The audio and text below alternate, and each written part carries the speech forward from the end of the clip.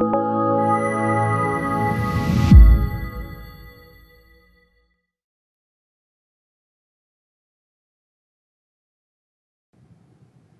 I'm Jacob Hornberger, president of the Future of Freedom Foundation, and this is this week's issue of the Libertarian Angle. As always, I'm joined by my co-host, Richard Ebeling. Richard, welcome back for another round of the Libertarian Angle. It's great to be with you again. And of course, our viewers and listeners whose attention and giving of their time to be with us, I know we both greatly appreciate. Absolutely. And we got a special treat for them, because what we're going to do today is start a multi-part series of Libertarian Angle analyzing World War One and World War Two. Certainly in the news with Donald Trump raising the issue of the America First Committee, which played a prominent role in resisting entry into World War II after the fiasco of World War One. So Richard and I thought, okay, why don't we discuss both of these interventions in a detailed context to talk about the legacy, the consequences, and the causes of these two interventions. So Richard, let me start by laying the framework before World War One. If we go back to the time that the federal government was called into existence by the Constitution and thereafter, the basic overall philosophy that guided America was stay out of the European wars. Europe had been besieged by war for centuries, and the founding fathers said, we don't want any part of those. We don't want any entangling alliances with European countries. We don't want to get involved in their forever disputes. Many of the German immigrants that came over during the 19th century were escaping Germany's endless wars. They were escaping the draft. And then you saw another manifestation of this philosophy in John Quincy Adams' 4th of July speech to Congress called In Search of Monsters to Destroy, where Adams says, look, our job as Americans is not going to be to send the federal government abroad in search of monsters to destroy. And he was referring to dictators or tyrants or even things like famines and crises. That is not the role of the U.S. government. That there was the concept of open borders, open immigration, where the message was sent to the world that, look, if you're suffering under tyranny or starvation, our government's not going to come and save you or help you, but you're free to come to the United States, no questions asked, except for some tuberculosis inspection or something like that. And then you had the antipathy towards standing military establishments. I mean, if you look at the quotes by many of the founding fathers, they hated standing armies. They understood that standing armies are really among the greatest threats to the freedom and well-being of the citizenry. So this was the overall philosophy of the American people. Were there exceptions? Of course. I mean, there was the Mexican War, which was just a land grab type thing. There was Manifest Destiny here on the continent. But staying out of European wars and staying out of Asian wars remained the guiding principle. And the other idea was that, hey, look, let's establish a free society here in the United States, a free and prosperous society to serve as a model for the world. And that's the gift that we could give the world. But leading up to World War II, we have the progressive movement coming in, bringing manifest themselves in Franklin Roosevelt's New Deal and later in Lyndon Johnson's Great Society.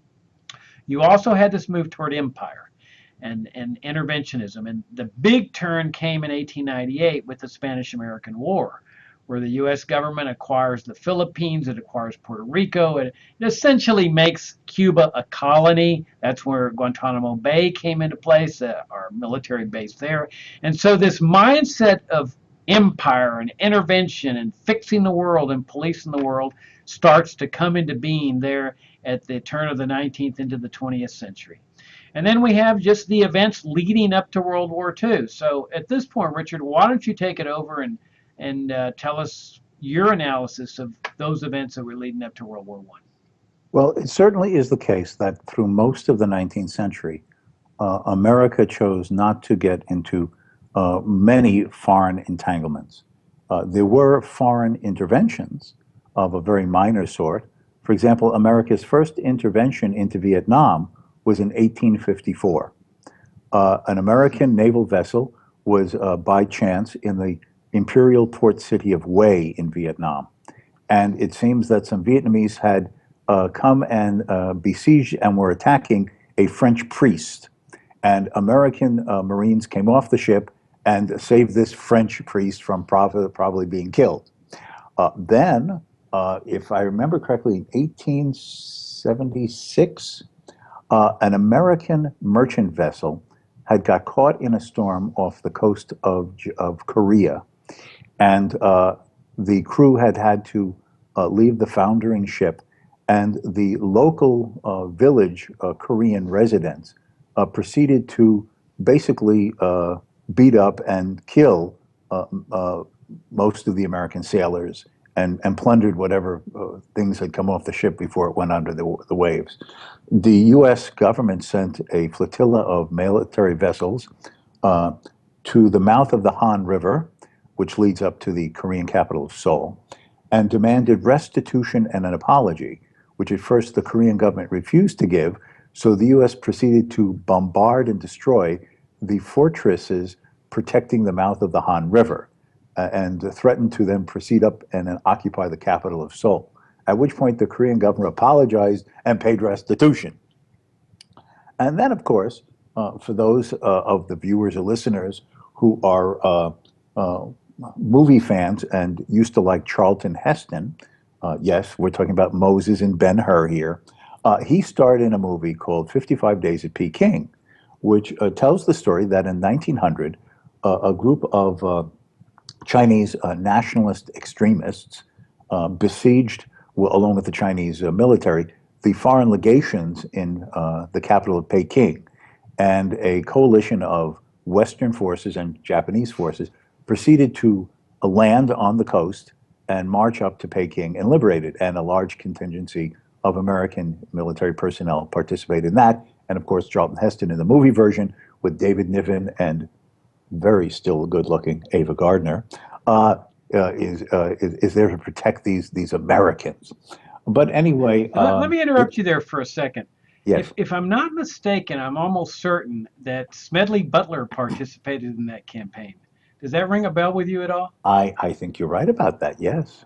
Yeah, I forget who came out with a graphic novel of that particular campaign. It's a graphic novel that's sort of a semi-biography of Smedley Butler. And it talked about that Peking campaign. Smedley Butler, for those of you who are not familiar, wrote this fantastic book. He was the most decorated Marine in World War One, and he came out with a book called "War is a Racket," where he said, "Hey, all I've been fighting for is the Wall Street gangs and the big banks, and that there's just all this crony capitalism, especially in Latin America." Right. So go ahead, yeah.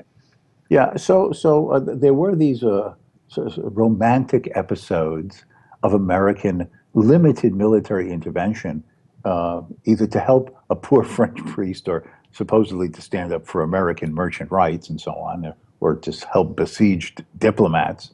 But in fact, it is the case, without too much exaggeration, that throughout the 19th century, American military involvement outside the borders of the United States was limited to diplomatic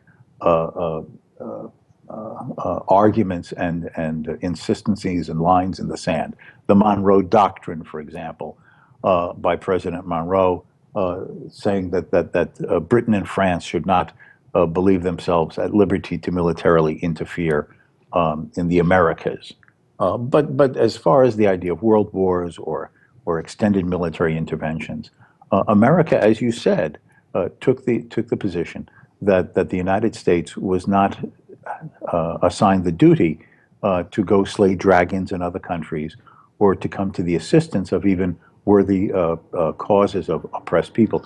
In fact, one of the reasons why John Quincy Adams gave that address was that in the 1820s, there were several attempts, and in the 1830s, several attempts by the Greeks to overthrow the rule of the Turks, who controlled Greece at that time, and the Hungarians, who were opposing the control of their country by the Austrian emperors.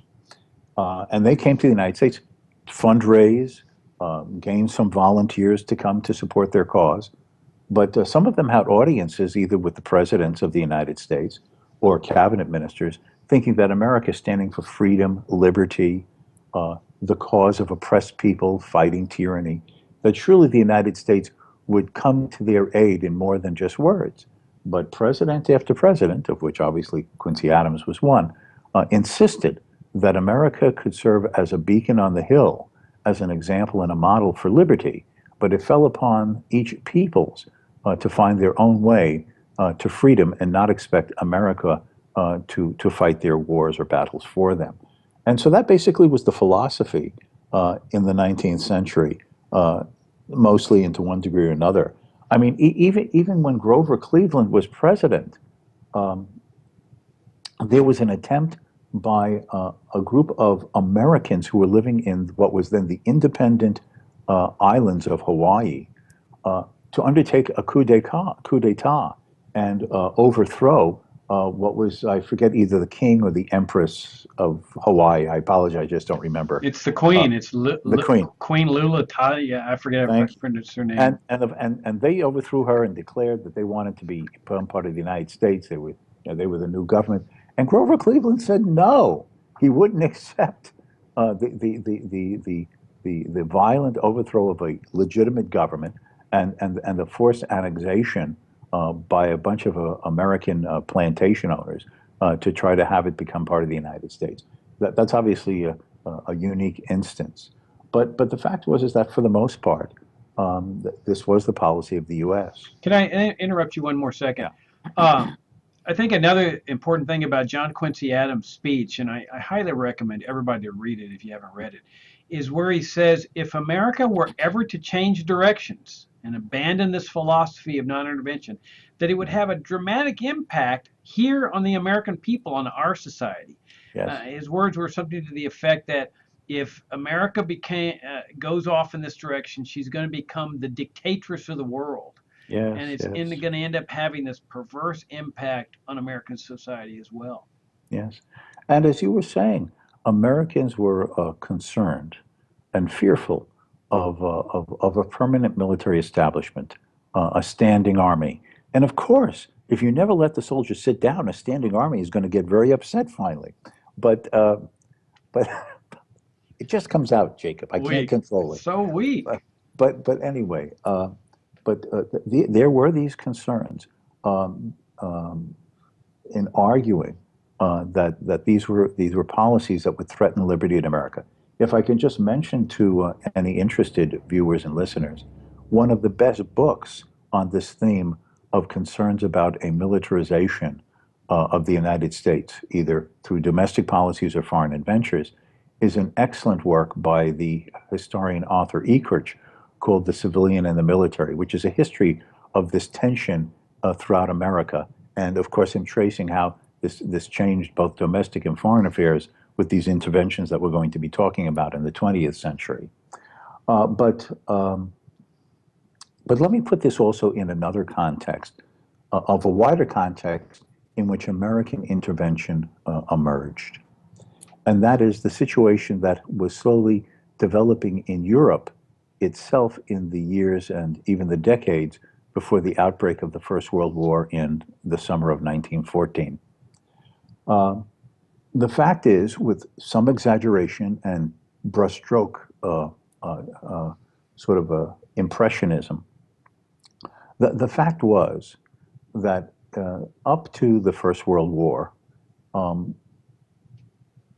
it is true that the spirit, the Weltanschauung, as the Germans would say, the sort of the spirit of the times, that had been dominating Europe for at least over half a century, was in general, broadly defined, the spirit of classical liberalism.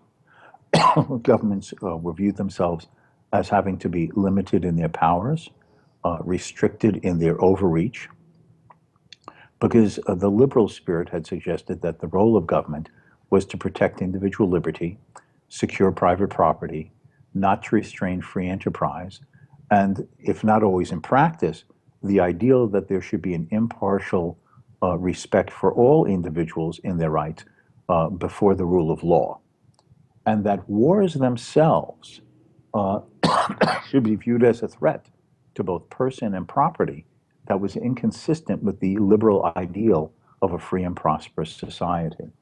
It is in those last decades of the 19th century, for instance, Jacob, that there emerged peace conferences that were meant, even though wars were not going on at that time for the most part, through the idea that wars were wild things that caused death and destruction.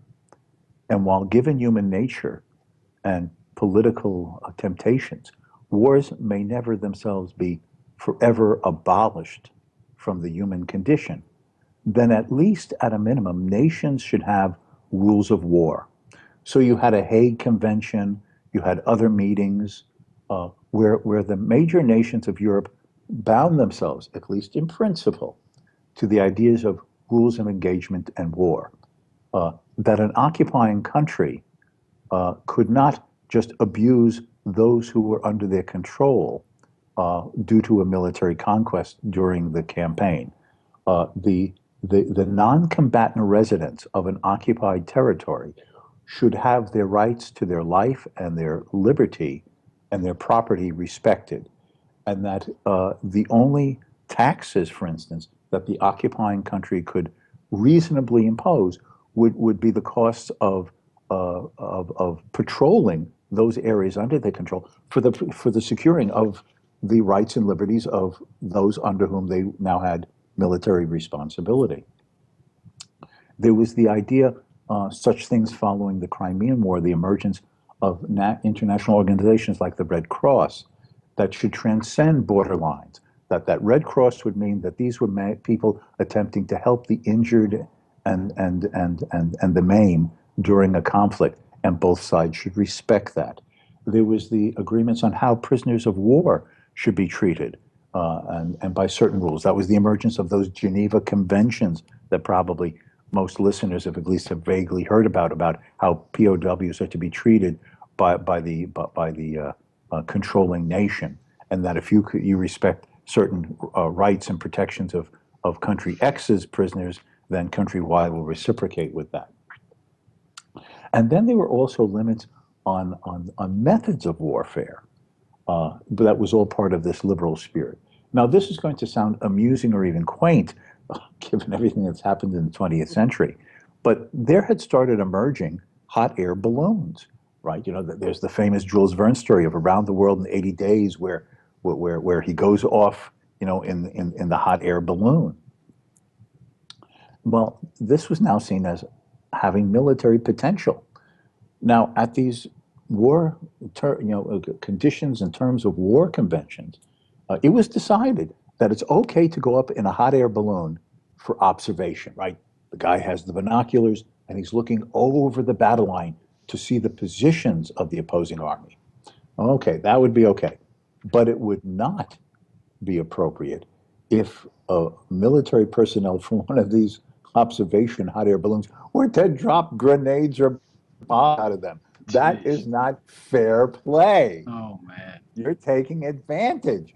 No, no, no, no. So that actually was banned in these conventions about the rules of engagement in warfare. Now, the governments always follow these as wars periodically did break out. No. But they sort of recognized the rules and realized that they were expected to abide by the agreements that they had entered into, if for no other reason some of their soldiers could be captured.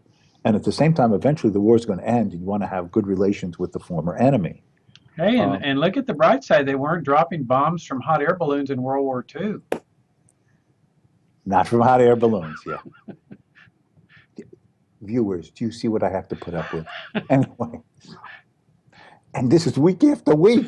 Anyway, so, but if one looks at the wars in Europe, I'm not talking about the wars that European countries fought in the territories that they came to colonize in Asia or Africa, for instance. But among the European powers themselves, the wars of the 19th century, that is, the wars after the defeat of Napoleon in 1815, the wars in Europe in general were short in duration and limited in their destruction or loss of lives. Was property destroyed? Yes. Were lives lost? Tragically. But they were relatively short wars. And part of the reason for this was precisely the fact that governments were considered to minimize the damage and danger to civilian life and the cost on society by undertaking military combat time to more or less, however broken in reality compared to the spirit, abide by these rules of these conventions that slowly but surely were being implemented, signed and implemented. Now, that's a different world when one thinks about war in the 20th century, where it's been total war. That is, there is no distinction, certainly not in the two world wars, between civilian and combatant. But that spirit began to change in the last decades of the 19th century, unfortunately, Jacob.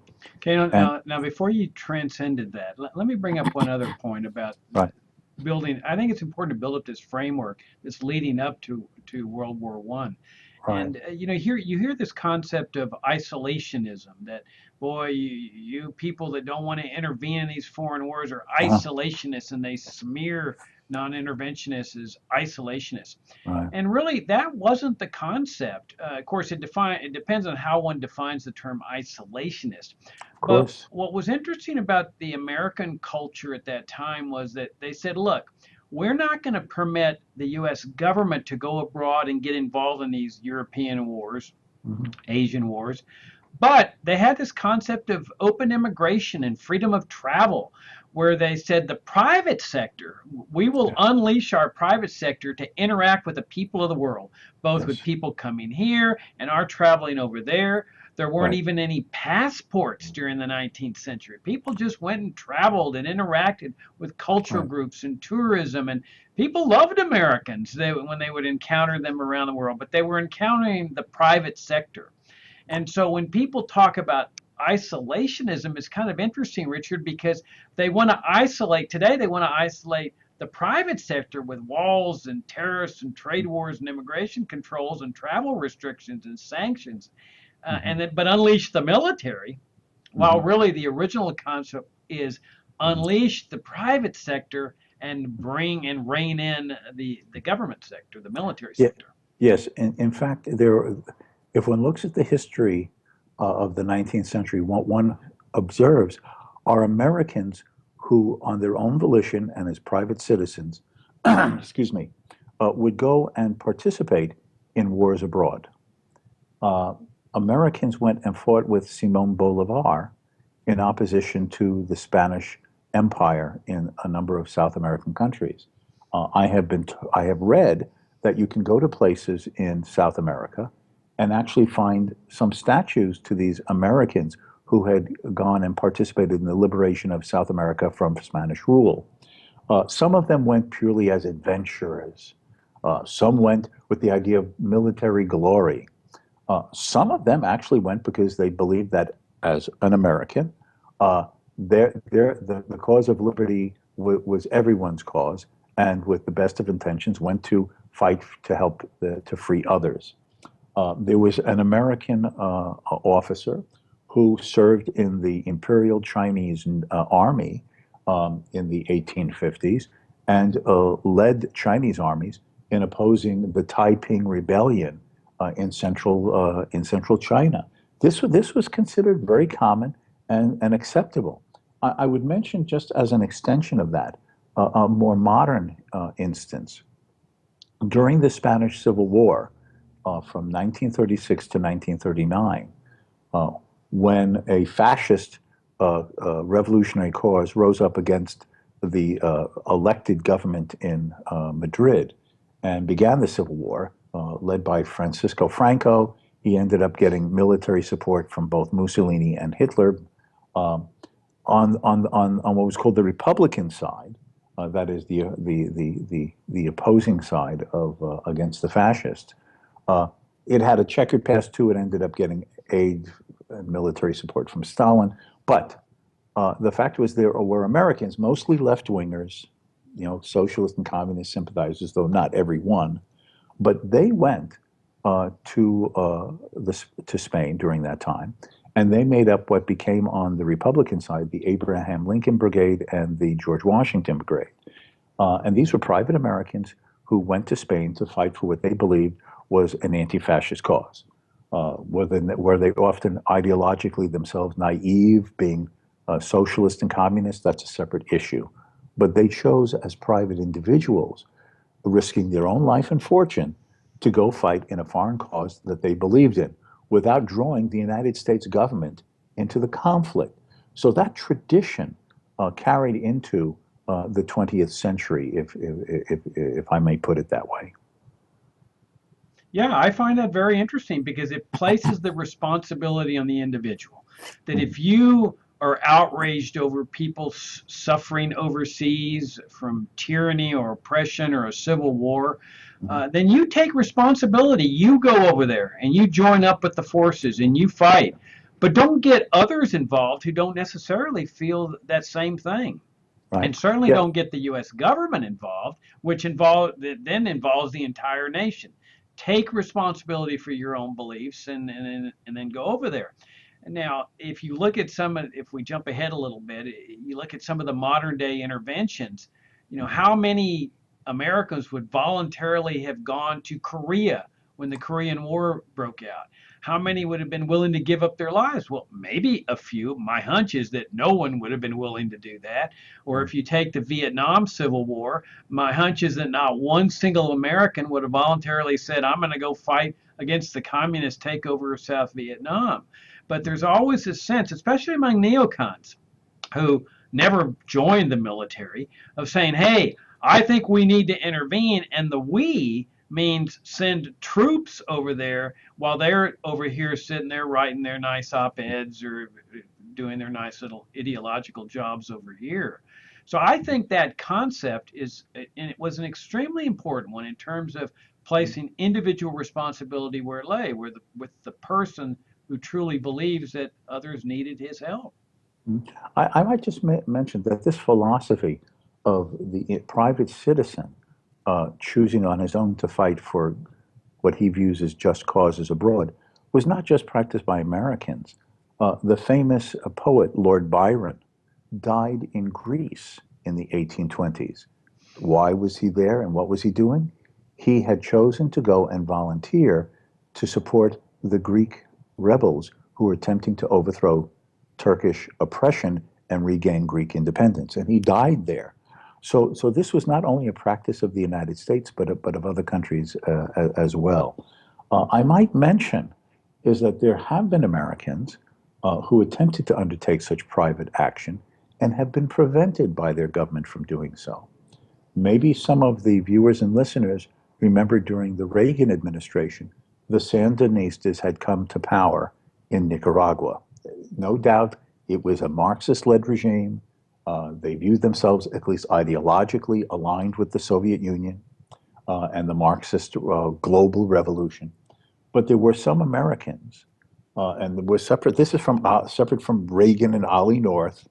There were some Americans who wished to give either non-lethal or even lethal financial and military support to the Contras, that is, the anti-communists fighting the Sandinistas.